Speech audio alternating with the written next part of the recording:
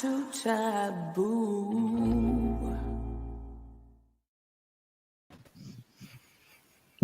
Hey everybody, you're all very welcome to another Revenue Hacks with me, Christina Quigley, in association with Rise Up and STR. I am so excited to have a great show ahead of us today. We have our regular crew plus 2 newbies to the show, which is great. And we're focusing all about MICE events. So you can catch us here on LinkedIn Live, on YouTube, and also on Facebook. And we're also trialing out Clubhouse today. So it's going to be really, really cool. Very excited. You know the drill. If you've got questions for a fabulous guest, please put them in the chat box and we'll get them to them right away. So let's go around the room and introduce the panel. Calvin. Good morning, everyone. My name is Calvin Tilokee, CEO of Revpar Media. We specialize in creative storytelling to create authentic engagement with your guests on social media. And today I feel like the guy who's delivering a package to the hair salon and just got caught in a conversation. So I'm excited. That is so mean. Sheila. Hi, all. I'm Sheila Krishnan, founder of SK Consultancy. We offer revenue management and commercial consulting for hotels in the UK and Europe. Hello, everyone. And we have great panelists with us today who both specialize in MICE. So we've got Malin. My name is Malin Steffensen. I'm at the Grand Hotel in Stockholm, which is a member of leading hotels of the world and the only 5-star deluxe property in Stockholm and in Sweden. And we have 24 meeting rooms with a large capacity for meeting and events. And last but not least, we have Cathy Joyce. Hello everyone, my name's Cathy Joyce. I'm on the board of Meeting Professionals International UK and Ireland chapter, and we are the largest association chapter for meetings and events. Thank you both for joining us today. It's a great show to be able to have this conversation because with MICE increasing and also hybrid meetings, we kind of felt it was right to have this topic, given the fact that hospitality is reopening across the world and we're starting to see some shows return, you know, travel shows, trade shows and exhibitions, which is fantastic, in particular in the USA. So it's great to see and hear what you guys think about the future of meetings and events and MICE business and hospitality. So let's kick it off and let's have a conversation about the future of hospitality MICE events. Will it be hybrid, fully virtual events, or will the conference centres refill again? Let's have a quick conversation about this. I really love this idea, only because people have been working hybrid for so long, and now we've got that advantage of being able to go into hybrid events. So, Malin, what do you think the future will hold, in particular in your region, for hospitality events? Thank you. We see a really high demand of people wanting to meet again. And the autumn, especially now and during 2022, it's a very good demand and a lot of bookings. So people want to make their events happen. They want people to engage and meet each other again. But I believe that hybrid needs to be maybe part of that, because we see that some guests will not be able to join. Organization can meet a bigger audience if they also stream part of the event. So therefore, we have invested in a hybrid solution within one of our large meeting rooms here in auditorium. So there will be a studio that you can broadcast live from, and also have 215 people sitting in the room. And also we're invested in smaller rooms as well for boards, and so that would be a possibility. So I believe in hybrid in the future. Thank you. And it's actually great to see that hotels are actually willing to embark on this journey and bring in better technologies and increase the profile of their technological advances for customers and in particular guests. It's something that has been lacking for quite some time when it comes to digital transformation in hotels. Cathy, you work with MICE partners on a daily basis. MPI is quite large. What are your clients and what are your members seeing as the future of meetings and events in the regions that you guys work with?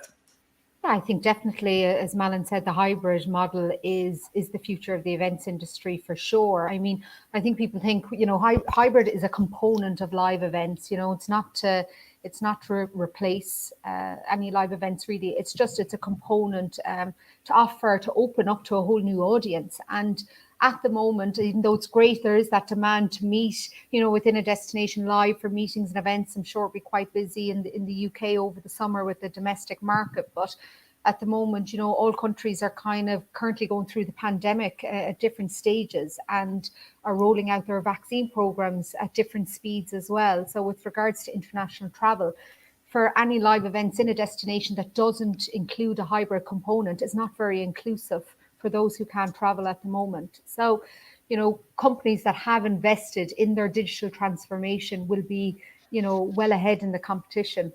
And I think we've seen that a lot with some of the hotels and venues and global brands that they have invested in the technology to ensure that they receive their fair market share of the MICE industry going forward.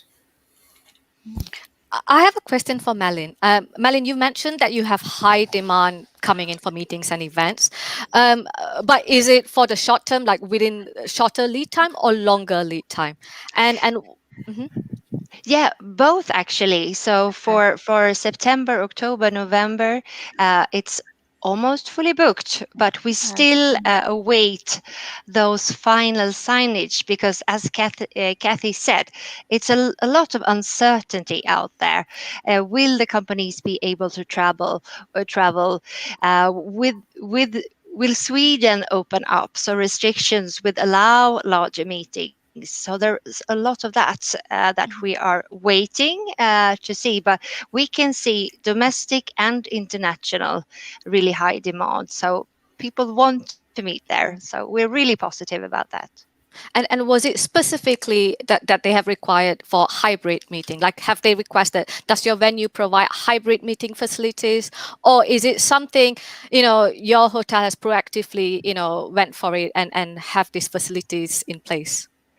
We did a really big renovation in our largest event space a couple of years back, where we invested top of the line AV equipment in that room, the Winter Garden. We have done some amazing productions with the international companies awards, and already there we saw that sometimes they did do broadcasts, and we have done also quite some TV productions for the Polar Music Prize and other international prizes. So therefore we had that investment done already in that specific venue. And then seeing when we came into the pandemic, we realized that we need to do something else, and starting with the smaller rooms, doing it really easy to be 8 people and connect via the TV with really good sound. And we already also have the tech in the house, with extremely good bandwidth, and all those basic functions are already there because we are delivering to heads of states and that level. So therefore that was a key thing, that we had some items already and we invested as well. I love how you mention about, investing in technology, bandwidth and everything. Do you think, and I remember we spoke about this over the last few days, do you think that hotels should now start to invest in a technical person rather than, obviously they've got a maintenance man, but do you think it should be, a tech or an AV person who is qualified to be able to deal with this technology to help bring it to the next level for customers in the future? That's really good. We discussed this yesterday because we can see that there's sometimes really a lack between the client's knowledge and the tech companies, because the client would say, we want to do this, we want to connect like that, but they don't know which platforms or what type of technology they need to use to be able to do that. So I think there is a gap here that needs to be filled by some tech producer person that's really good to help between the tech and the client to really make things seamless and make things happen what the client want to do, but do not have the knowledge in how to do it. And then in regards to the future of exhibitions, Cathy, we spoke about this just before we came on air. Do you think the exhibitions will still take off? Do you think they're still going to be at high capacity? Or do you think it's going to be a mixture of both in the future? What do you think this space will be, especially in the large conferences in the digital travel world? Absolutely. I think exhibitions are certainly the future. As I mentioned, the key events that I would attend every year, which would be IMEX Frankfurt or IMEX Vegas, IBTM, Meet and Show, Convex, the list goes on. You see ATM has just announced that they will be taking place and they will have a hybrid component. So the exhibition market for me, if I was doing a budget to attend, a sales budget for the year, I would like to go to the few key exhibitions, as it gives you the opportunity to meet with everyone. So I think they will just change in the sense that they will offer a hybrid model to a virtual that people can attend globally that couldn't possibly travel for whatever reason, whether it was cost or due to time. But definitely the exhibition model is here to stay. I definitely love the whole hybrid thing, and I don't know if anyone else wants to jump in with this, but especially I think it's going to work really well when it comes to the likes of ATM and WTM, the small little breakout rooms. If I'm not able to attend that big, large conference, it's great to be able to connect remotely with people in the future. And I really like that whole idea, especially given the fact that we've all worked remotely for the last year and a half now, nearly, I think. almost a year.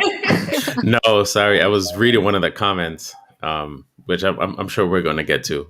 So I was reading one of the comments and stuff. There's a part in there that I think we all had the same reaction. Do you want to read out one of the comments, though? Sure. It was the comment from Erica. Many hotels I speak to do not want to talk to meeting planners or cannot get a hold of the sales team at all. They think it's too early to prospect and focus on the MICE segment. However, in my opinion, they miss the opportunity to build relationships. Cathy, what is your view on that? Yeah, absolutely, Erica. I 100% agree. I think that's a real issue. I've spoke to a lot of agencies over the last couple of weeks that are probably not too impressed that when they're finally getting inquiries back, that the sales teams aren't present in the hotels to respond to them in a timely manner. And I think, the hotels really have to think MICE was always a good couple of months out in advance. And the demand is coming back, and to have the teams there in place if they want to be competitive to win this group business. So I think there's going to be a bit of a shift though in the market in the next month or two. I know furlough coming from the UK was extended till September, but I really think that was more for the operational teams to give the hotels that haven't had any revenue the last couple of months extra time. But with regards to sales and marketing within the MICE segment, now is the time if you're looking to drive a group base, into Q1 of next year for international events. And in your domestic market, I see it picking up for small meeting corporate events from July, August onwards. So, yeah, I don't think it's too early to prospect for groups. There are inquiries coming in. If you speak to any of the global hotel brands, you see that there is leads and inquiries coming in. So let's touch on this whole. Yeah, may I just comment on that? I think it's really good to hear this, but we are, on the other hand, we've been here all the time with a bit of furlough though, but we have been dealing with groups all the time. But our difficulties is that we don't get them signed, as I mentioned before. But of course, everything that comes in, we are so happy to propose and send proposals to clients. Yeah, I would imagine. I mean, my facial reaction was to the part where people think it was to be too early. And when has it ever been too early to focus on building group base? Never. Sorry, you also have to think you're missing 2 years of communication there. Like, I was working in global sales when the COVID first happened, and we had to move. At that time, every global brand was going out to say to not cancel, but to move the dates within the financial year. So that kind of in Q2, Q3, which was March, April, May, June, that events were cancelling due to force majeure, due to COVID. That was pushed back into Q4, into Q1 the following year. Then it got delayed, so it's pushed out again. The demand is there, the money is there. It's just, it is the rules and regulations that all countries are operating separately. You watch the way Spain is welcoming all the British in to Spain without any testing, but on return you have to do 3 PCR tests and quarantine in the UK.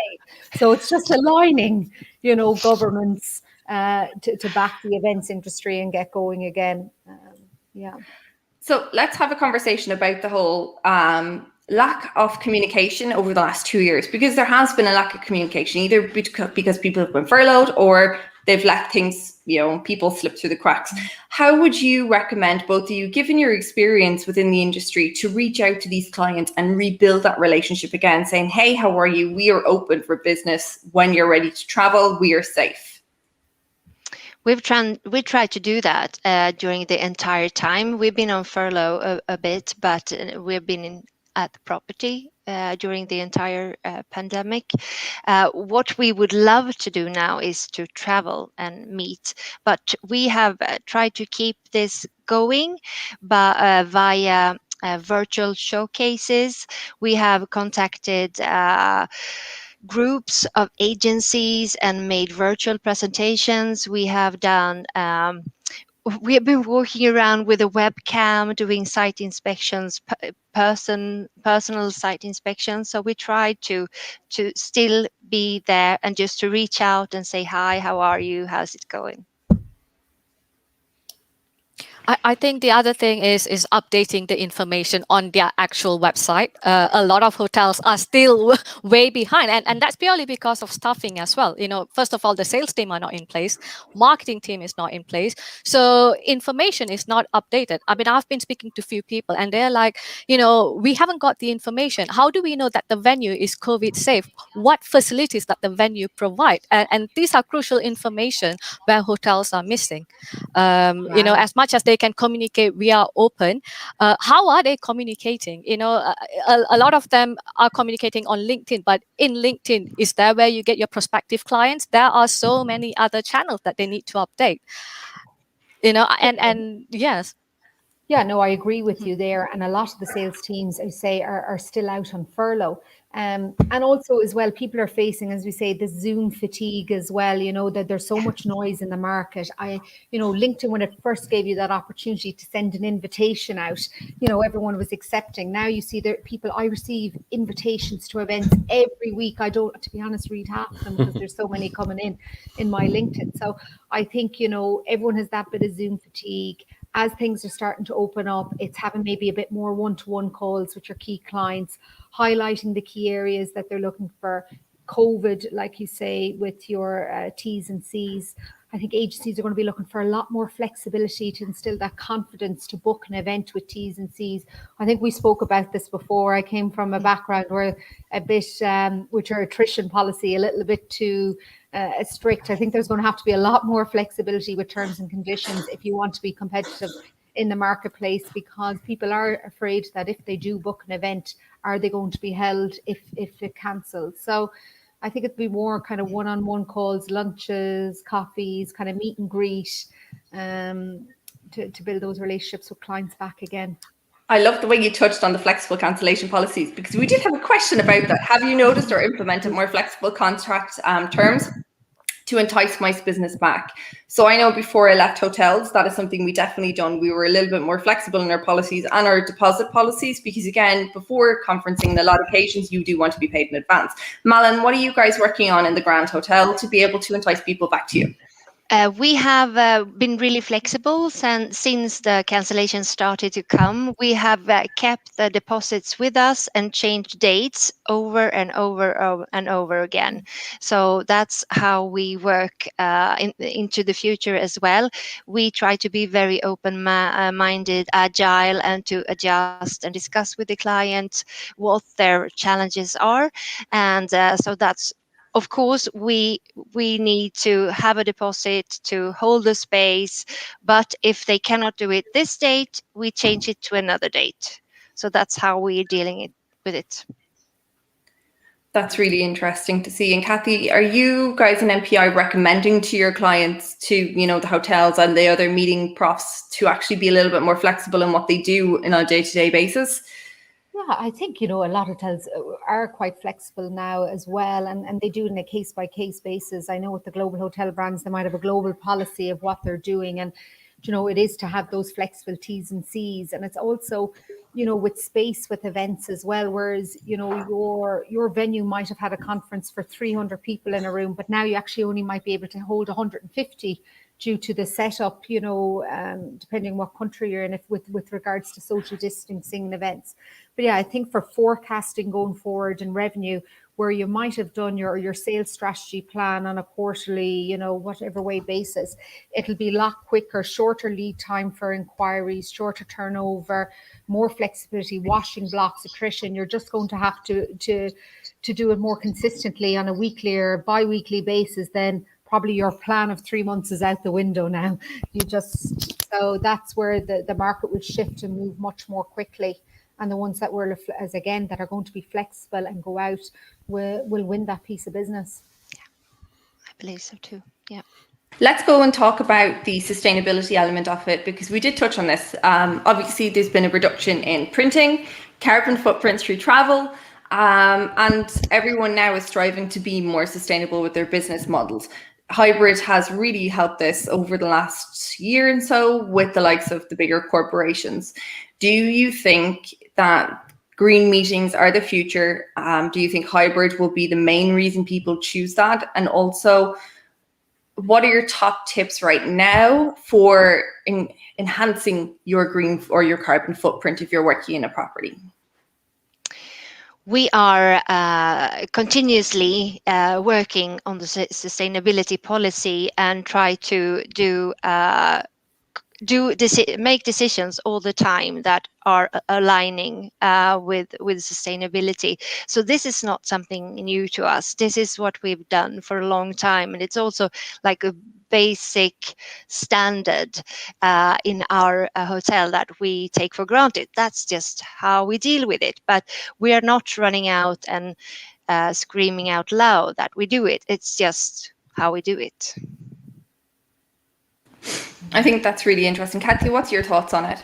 Yeah, no, sustainability and CSR activities are very much going to be, they were in trend before COVID, and I think there will be an increased pressure, for corporations with sustainability going forward, and for groups and activities to offset their carbon footprint for travel. If you go on an incentive, which is seen as a luxury, and you take your top 100 sellers and you're going off to a destination, what is the company kind of giving back, whether it's doing some type of CSR activity, and the same with for meetings and events as well. So, I think a lot of the hospitality companies have, Melia, who I formerly worked for, the most sustainable hotel brand in the world, through the SAM Corporation, and they invested to ensure that they met those standards. And I think I, for instance, was in a hotel recently here, and plastic bottles, for water in the room, that's just a no-no now, and it's something I picked up on very quick going in. So, yeah,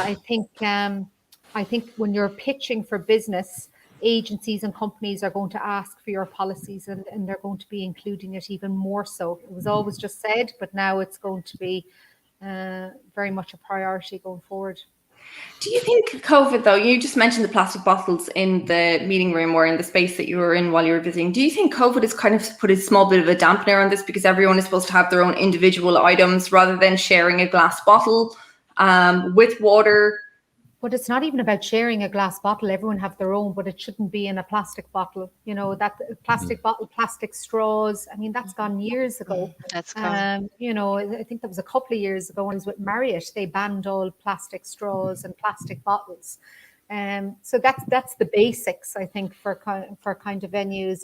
There's a huge amount of work that has to be done for venues and hotels.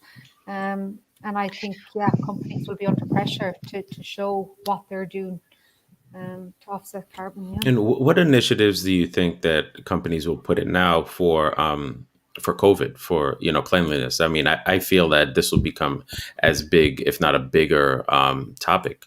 As you look at booking meetings going forward. What do you think companies will have to do? It will be digital, the digital platforms, as in, I went to Spain last September. It's no touch screen. So check-in was all through apps. Everything is trying to stop you from touching. So probably going to events, everyone asks, will the lanyards be there? The old badges, picking up, signing in. Everything will be kind of done more on your apps and phones. And it's the same with going to events when we were talking about the health passports, that you have a health certificate in your app.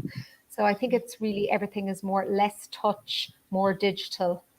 So I'm assuming those meetings we used to go to where they say, "Hey, turn to your neighbor and massage their back for 30 seconds." We're not doing that anymore.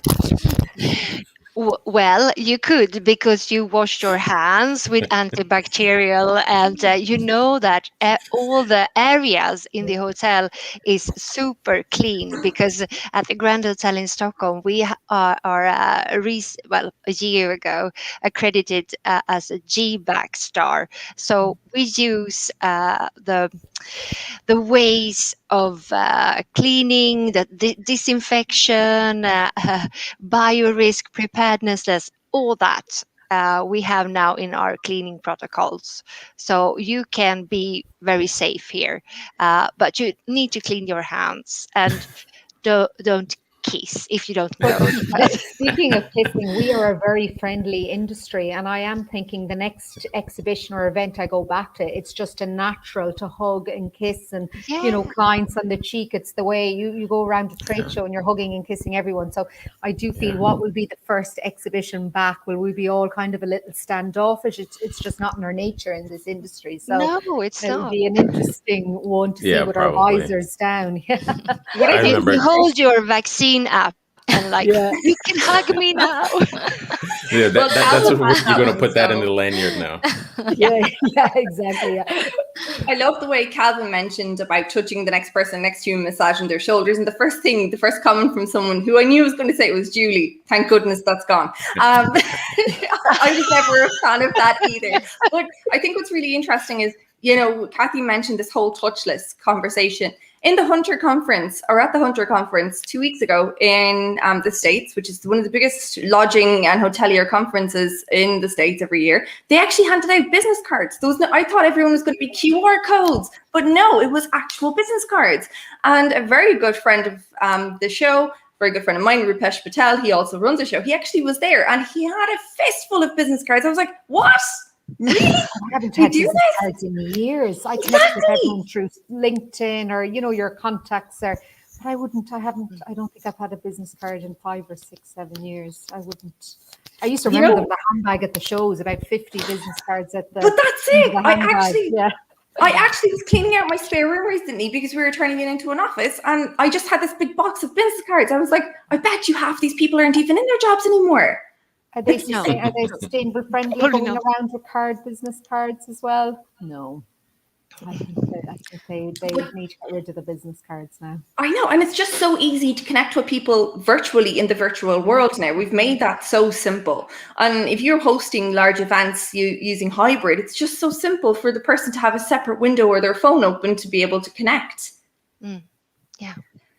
It really and truly is. So before we kind of jump in, Cathy, you did mention about country passports, green certs, being able a travel pass essentially to be able to say that you are safe to travel. Do you think this is definitely going to be around for a year? Do you think it's going, or even 2 years, or do you think it's going to be a full-on mandatory thing going forward in all meeting space?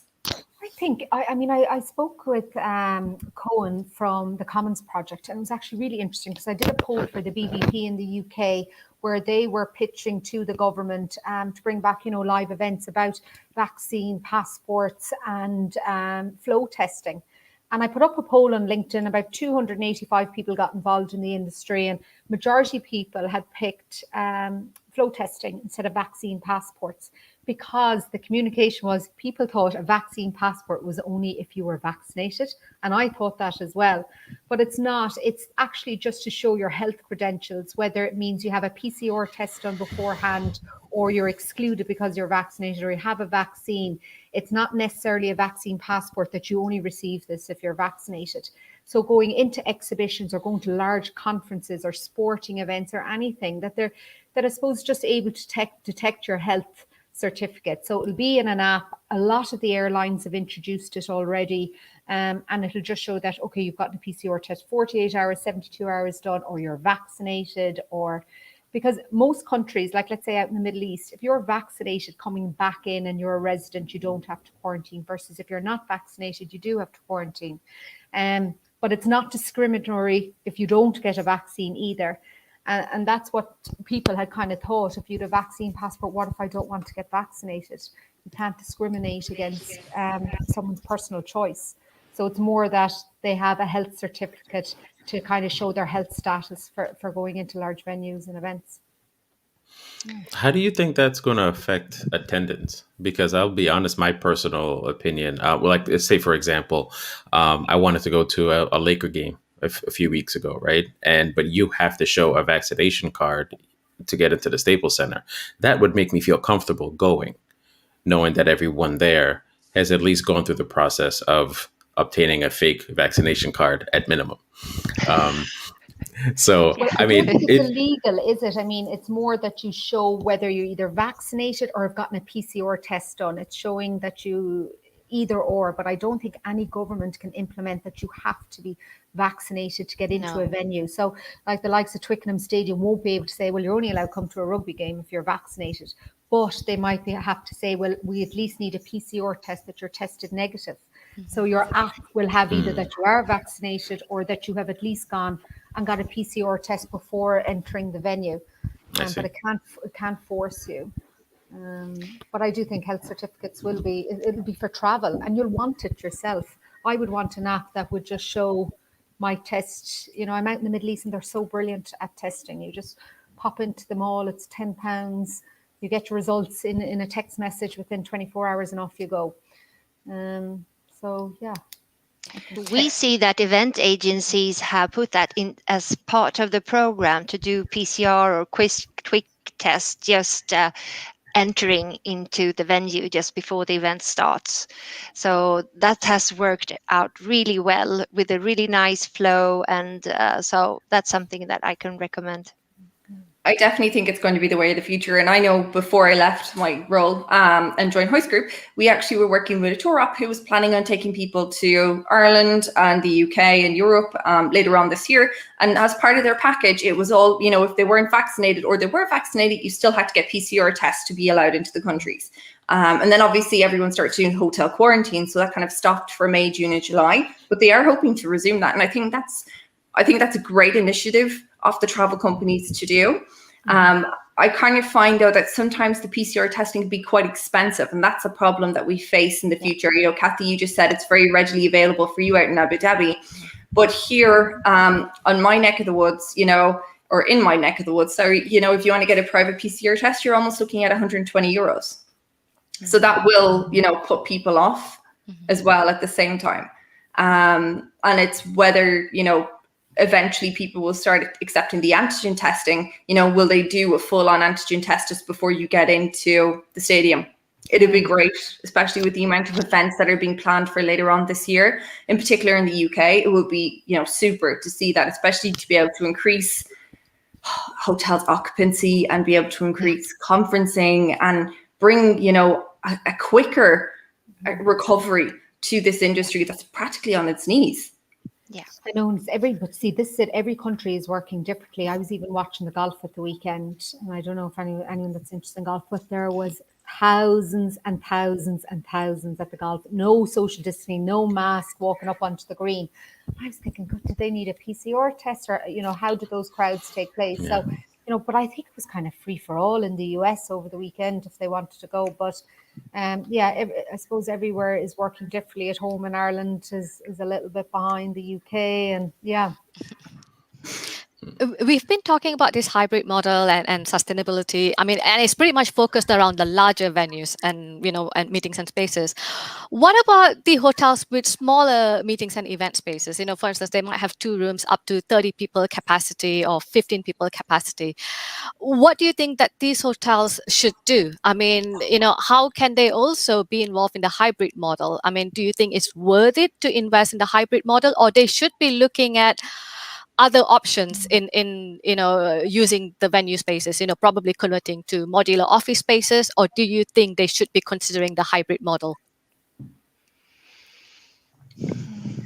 I think I'm going to jump in because I think, you know, we've all worked with independent properties and everything like that. It is quite difficult for some people to adopt it, but it's not that expensive to also adopt a decent infrastructure and technology, a good laptop to be able to run a hybrid model. You know, and that's all that's really needed is decent bandwidth and a really good, you know, laptop to be able to do it, or a decent web camera that you can stick on top of your TV that's already in your meeting room. the minimum size of a TV in a meeting room anyways is like 55 to 65 inch. So especially if it's a branded property. So, it's quite easy to do. And I definitely recommend it because you are going to lose that market share to a larger property for sure. Yeah, but also the very small meetings, like the rooms 10, 30, they wouldn't be, the smaller meeting rooms probably doing hybrid types of events. So that'd be more someone logging in. So for instance, NPI, we've our board retreat coming up now soon in June. And we're all over the place. So I'm out in the Middle East, some are in Ireland, in the UK, some can't travel for whatever date. There'll still be 50, 60 people throughout the day, but we'll just join virtually. And, the hotel, the meeting room that we were in, they just log it up virtually. So small meeting rooms won't, for small events, be doing a big hybrid broadcast at all. But as you say, it's getting that good technician and provider and good platforms to use, and working with suppliers that have experience in it. I mean, I think that's key as well, not to be doing it on the cheap. We've all faced technical issues at events over the last couple of months, and there's nothing more frustrating than trying to log on or, been late at the event because you've had technical issues. So, when you're doing those hybrid events, it's one event with two separate audiences. So your program has to be just as engaging for the live as it is for the virtual. And it's really, knowing to create those two separate agendas for that one event, to keep everyone engaged and having the investment in the technology. I think it's also time zones, making sure your time zones are correct. I know you're working with a conference person or a MICE prof, but you need to make sure that they know that their time zones are correct. Yesterday, there was a big global conference that was supposed to start at 9:45 BST, didn't start till 10:45 BST. So, and that was because they got their time zones wrong. So I definitely think, you double check everything with the meeting prof for sure, because, the slightest thing can cause a huge problem when it comes to, the engagement and the eventual service that's given. It might be a fantastic service the whole way through, but, because that time was wrong on both sides, I'm sure there was some issues coming back and forth, especially with the messaging. I could see it. There was like 50 or 60 people saying, why? And again, we've all had them freezing moments. When you're having a hybrid meeting and you're charging top dollar for a hybrid meeting because you've put in this infrastructure, you can't afford to have these tech glitches where someone is frozen in time. No, that's correct. Before we wrap up for the day, do you guys have any last comments or questions, or do you have anything you want to add to, further people's brain cells into hybrid meetings?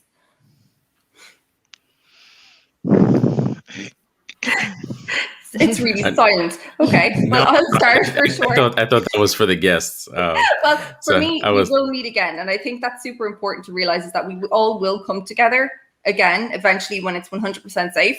Hybrid is going to be a crucial part of your business plan going forward. So if you haven't thought about it, looked at it just yet, start now. And I think get your teams on board as well, because if there's no team, who is going to be responding to the leads? Took the words right out of my mouth. We're here. Took the words right out of my mouth. It's okay. I'm still stuck on that part. I can't believe that there are hotels out there that don't have sales and revenue on property. Now, where do people think the business comes from? Yeah. The magical world of the internet, my friend. Actually, Cathy, before we go, we did get a question asking, what trends do you see right now for 2022 in terms of safety protocols on the destinations? Are companies considering destination-based, and how far they've come in the vaccination protocols? Yeah, I think it depends on what, I suppose, when you're sourcing, you're looking at different destinations that are with the vaccination. Like, everyone is welcoming the British in now, because everyone is vaccinated, but then it's actually coming back into countries. So I think the travel is still, I think the countries are just not operating on the same level at the moment between the EU, UK, out in the Middle East. They've announced this week that they're opening up to a lot of countries that have been highly vaccinated, but then we can't travel and go back. So I think, when you're looking at some of the proposals, it will be again in, like, who is liable? I think that's another thing as well. When you're organizing an event and you're going to a destination, is it the airlines? If you test positive at an event, and what are the regulations in that country? Are you going to be detained for 10 days under house arrest? Is it the hotel that's responsible? Is it the destination management company that's responsible? So all those fine lines for organizing international travel still have to be I think, crossed out with contracts as well. But yeah, I think it's countries that probably have their vaccination process, like the Middle East is going to welcome World Expo here in October.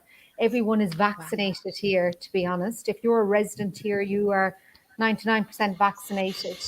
But it's all international countries coming in that are working. All countries are at different stages of their pandemic, and their vaccination processes are at different speeds as well. So we're still another good year. That's why I think the hybrid model for the moment, why, everyone in the UK might be very excited, as I said, for meetings over the summer. That's great. But, if other countries can't travel, you have to be inclusive and that they can join virtually as well. So I think we're not out of the woods yet with meeting and events, but it's looking more positive is what I would say. I think it's really interesting to see that you mentioned about the Abu Dhabi, Dubai, that whole region there starting to reopen again. Do you think before we go, do you think it's going to take a huge market share from the European market right now in the next year or so in regards to large events? I'm not, to be honest, I'm not quite 100% sure. I mean, I was speaking with a rep during the week that has a DMC that's out in Dubai, and they have confirmed groups for September, October time coming in, and then the expo kind of kicks off. I don't see why, once the travel is lifted with the UK and the EU, for us to go back. So look, I'm waiting for the next travel announcement, and hopefully that the UAE will be opened up. Then yes, I think business is going to pick up here from September, October onwards, because it will be seen as a safe destination to come in. As I said, their COVID numbers are very low. Everyone's kind of vaccinated, and the setup is fantastic here for testing and tracing, and I've just gone under a house arrest for 10 days, as you know. So it's, I do see kind of for this destination, yeah, definitely meetings and events will pick up from probably September, October onwards.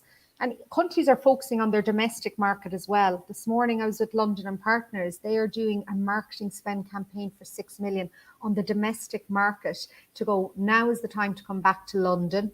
We won't have huge amount of international visitors over the summer. Everyone knows what London is like with the crowds. Come back, experience all the cultural activities, do your meetings and events. It's no better time. So that corporate, smaller meetings business, I think the smaller meeting business over the next 2-3 months in the UK is going to kick off massively. And then once the countries open up, the international travel will take place. Yeah. I can't wait until we can all meet each other again and we can actually all have a drink together. Eventually, when we all get to a travel trade show, I think it's so long ago. Ladies, thank you so much for joining us today. It's been absolutely fantastic to have you on board, and also to get your insights and information that you've shared with us over the course of the 45 minutes. I'd like to thank everyone who watched us today. Well done. Malin, you did win Best Backdrop today. Calvin voted for you 100%. I think you missed the start of the conversation. In case you missed it and you're looking at Malin's backdrop, it's one of the suites in the Grand Hotel, and it's actually a hand-painted painting. It's absolutely wonderful. Yeah, thank amazing. you all so much. Thank you. We're back next week with a show. It is a bank holiday in the UK on Monday, but we are back with a show on Wednesday. We are going to be focusing on marketing in the month of June, and we're talking about Generation Zs. Are they anti-travel? How can we get through to them? Is it all TikTok videos? Is it all Instagram? And we're also going to have Ryan Hayes with us. I know Calvin's going to get his groove on. No, you should say this. We will see you all next week. Thank you so much. Bye. Thank you. It's been a pleasure. Thank you. Thank you. Bye.